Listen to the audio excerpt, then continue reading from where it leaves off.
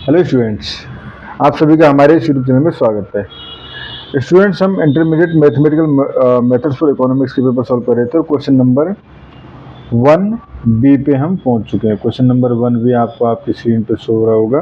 ठीक है, find the equation of the tangent plane to z equal to, ये है हमारे पास एट 0 1। ठीक है, ये क्वेश्चन है, इसको सॉल्व करना है। तो देखो हमारे पास गिवन है z equal to a to the power x y plus y square e to the power y minus 1। ठीक है, at point 0 and 1, at point 0 and 1। ठीक है, तो टेंजेंट प्लेन का जो फॉर्मूला होता है, बेसिकली हमारे पास क्या होता है, पार्शियल डेरिवेटिव्स निकालो, उसके बाद उन इक्वेशंस का यूज करो। तो ठीक है, तो देखो टेंजेंट प्लेन के लिए पहले del f upon del x निकालेंगे, तो ये हो जाएगा हमारे पास। देखो del f upon del x निकालने में वाई कॉन्सेंट्रेट करेगा, तो e to the power x y, a to the power x basically e to the power x होता है, e to the power x y. अब चेन रूल से x y का होगा तो एक्स कॉन्स्टेंट रहेगा, ये वाई हो जाएगा, प्लस सेकेंड टर्म का 0 हो जाएगा। ठीक है, and del f upon del y निकालेंगे, तो देखो इस टर्म का होगा हमारे पास x basically e to the power x y, और e to the power x y का होगा तो एक्स, क्योंकि वाई का 1 हो जाएगा।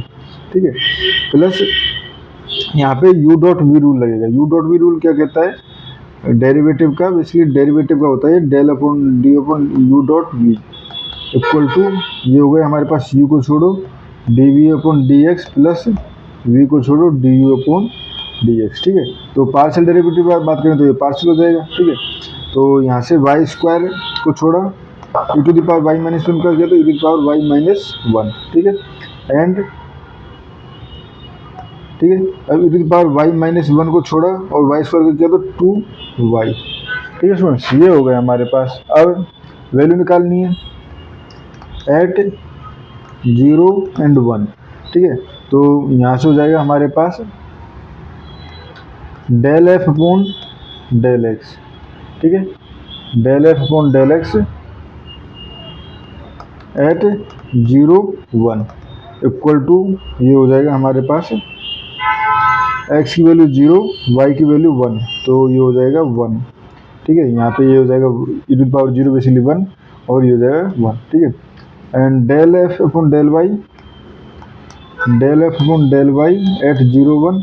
तो देखो जहाँ पे 0 x का मल्टीप्लाई, ये तो 0 हो जाएगा। ठीक है, इधर गए हम तो यहाँ पे x है नहीं, तो ये हो जाएगा हमारे पास सिंपली, देखो वाई स्क्वायर 1 हो जाएगा। ठीक है, e to the power 1 minus 1 0, तो ये हो जाएगा 1। ठीक है, सिमिलरली यहाँ पे हो जाएगा प्लस, हो जाएगा 2 इक्वल टू 3। ठीक है, एंड जेड एट 0 अगर हम चेक करें तो z at basically z at 0 या जेड एट 0 एंड 1। ठीक है, तो जेड एट 0 एंड 1 पुट करेंगे तो यहाँ पे ये हो जाएगा हमारे पास 1, और ये हो जाएगा प्लस 1, तो ये हो जाएगा 2।